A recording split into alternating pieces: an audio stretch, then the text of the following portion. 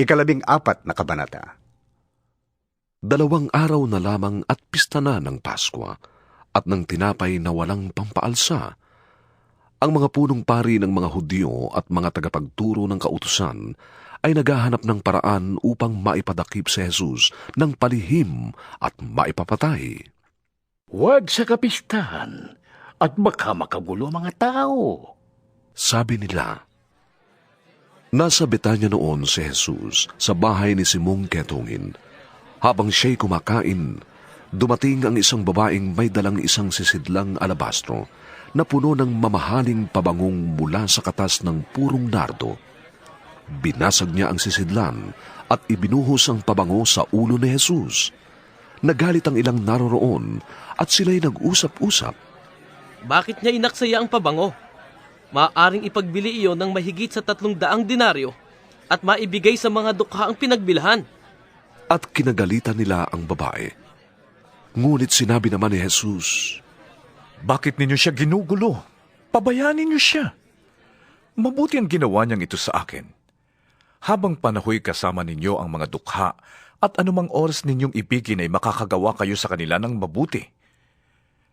Ngunit ako'y hindi ninyo kasama sa habang panahon. Ginawa niya ang kanyang makakaya. Hindi pa may binuhusan na niya ng pabango ang aking katawan bilang paghahanda sa paglilibing sa akin. Sinasabi ko sa inyo, saan man sa buong mundo ipangaral ang magandang balita, ang ginawa niyang ito ay ipapahayag din bilang pag-alaala sa kanya. Si Judas Iscariote na isa sa 12 ay pumunta sa mga punong pari ng mga Hudyo upang ipagkanulo si Jesus. Natuwa sila nang marinig nila ang alok ni Judas at nangakong bibigyan siya ng salapi. Mula nooy humanap na si Judas ng pagkakataong maipagkanulo si Jesus. Unang araw noon ng pista ng tinapay na walang pampaalsa, araw ng paghahain ng korderong pampaskwa. Tinanong si Jesus ng kanyang mga alagad, Saan po ninyo gustong ipaghanda namin kayo ng hapon ng Pampaskwa? Inutusan niya ang 2 sa kanyang mga alagad. Pumunta kayo sa bayan at may masasalubong kayong isang lalaking may dalang banga ng tubig. Sundan ninyo siya sa bahay na kanyang papasukan at sabihin ninyo sa may-ari, Ipinapatanong po ng guro kung saan silid siya maaaring kumain ng hapunang Pampaskwa kasalo ng kanyang mga alagad. At ituturo niya sa inyo ang isang malaking silid sa itaas na mayroon ng kagamitan. Doon kayo maghanda para sa atin. Nagpunta sa bayan ang mga alagad at natagpuan nga nila roon ang lahat gaya ng sinabi ni Jesus sa kanila at inihanda nila ang hapunang Pampaskwa. Kinagabihan, dumating si Jesus na kasama ang 12. Nang sila'y kumakain na, sinabi ni Jesus, Tandaan ninyo ito. Pagtataksilan ako ng isa sa inyo na kasalo ko. Nalungkot ang mga alagad at ang isa't isa'y nagtanong sa kanya. Ako po ba, Panginoon? Ako po ba, Panginoon? Sumagot siya, Isa sa inyo na kasalo ko sa pagsawsaw ng tinapay sa mangkok. Mamamatay ang anak ng tao ayon sa nasusulat. Ngunit kahabag-habag ang taong magkakanulo sa kanya. Mabuti pa sa taong yon ang hindi na siya pinanganak. Habang kumakain sila, si Jesus ay dumampot ng tinapay at nagpasalamat sa Diyos. Pagkatapos, kanyang pinaghati-hati ang tinapay at iniabot sa mga alagad. Sinabi niya, Kunin ninyo ito. Ito ang aking katawan. Dumampot din siya ng kopa at matapos magpasalamat sa Diyos, ay iniabot din niya yon sa mga alagad at uminom silang lahat. Sinabi niya, Ito ang aking dugo ng tipan na mabubuhos para sa marami. Sinasabi ko sa inyo, hindi na ako iinom ng alak mula sa katas ng ubas hanggang sa araw na ako'y uminom ng bagong alak sa kaharian ng Diyos. Umawit sila ng isang himno at pagkatapos ay nagpunta sila sa bundok ng mga Olibo. Sinabi ni Jesus sa kanila, Ako'y iiwan ninyong lahat, sapagkat sinasabi sa kasulatan, papatayin ko ang pastol at kakalat ang mga tupa. Ngunit pagkatapos na ako'y muling mabuhay, mauuna ako sa inyo sa Galilea. Sumagot si Pedro, Kahit na po kayo iwan ng lahat, hindi ko kayo iiwan. Tandaan mo, sabi ni Jesus sa kanya, sa gabi mismong ito, bago tumilaw kang manok ng makalawa, ay 3 beses mo akong ikakaila.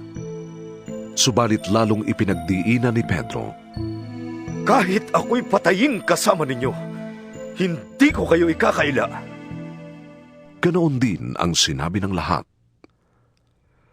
Dumating sila sa isang lugar na tinatawag na Getsemani. Sinabi ni Jesus sa kanyang mga alagad, Maupo muna kayo rito at mananalangin ako. at isinama niya sina Pedro, Santiago at Juan.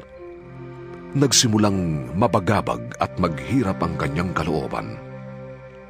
Sinabi niya sa kanila, Ang puso ko'y puno ng hapis at halos aking ikamatay. Maghintay kayo rito at magbantay.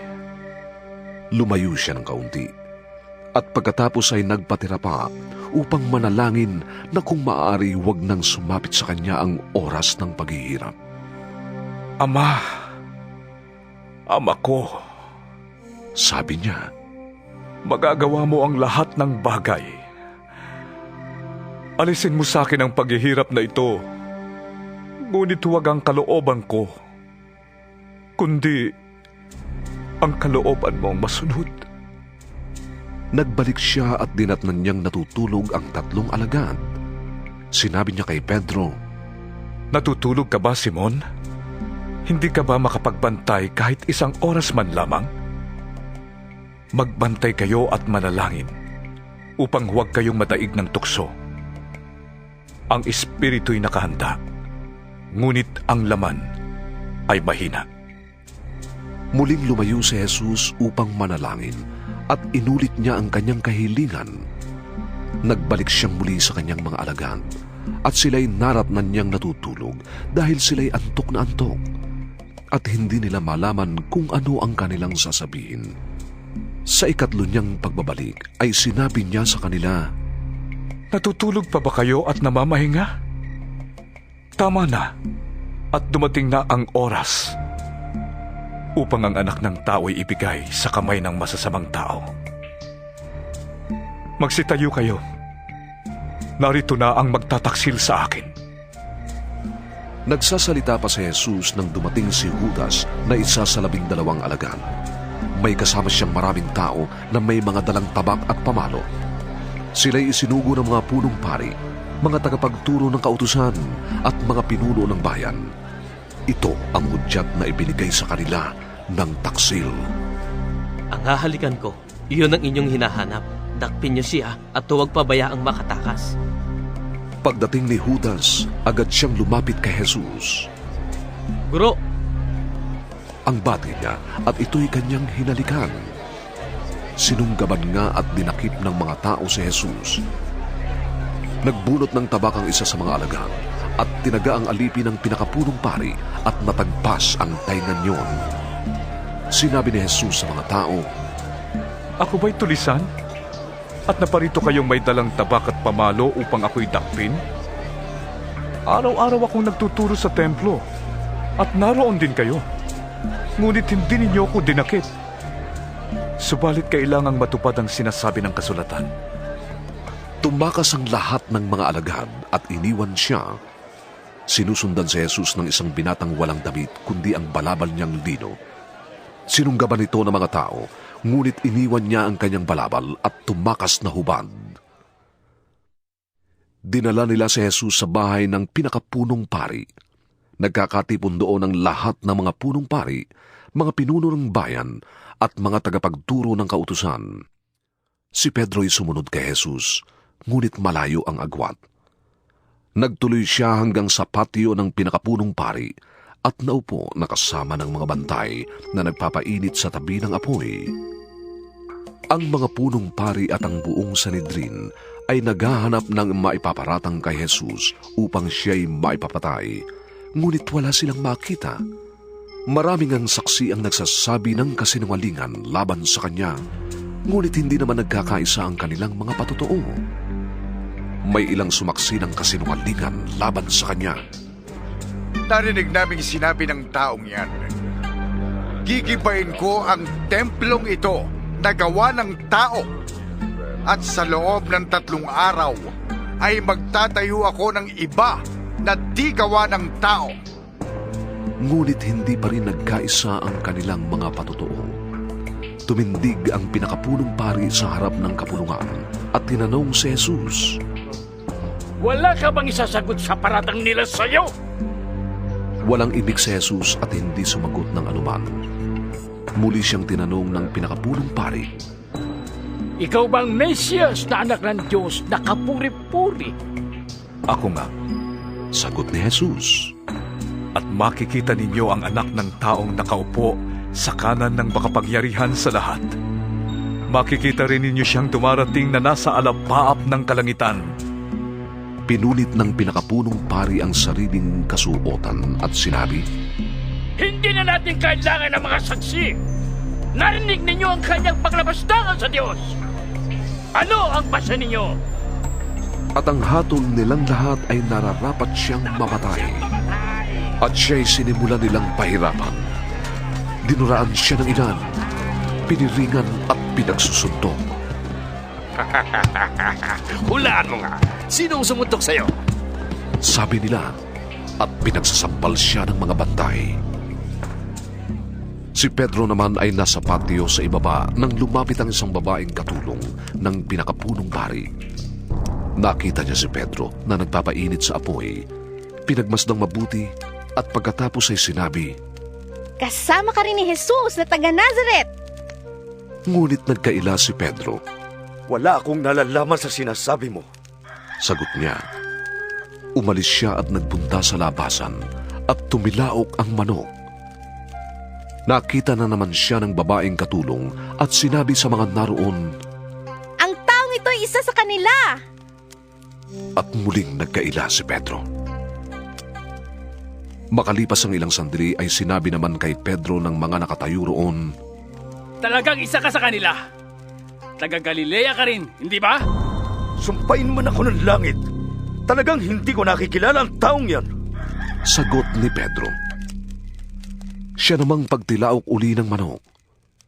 Naalala ni Pedro ang sinabi sa kanya ni Jesus. Bago tumilaok ng makalawa ang manok, ay 3 beses mo kong ikakaila. Nanlumos siya at nanangis.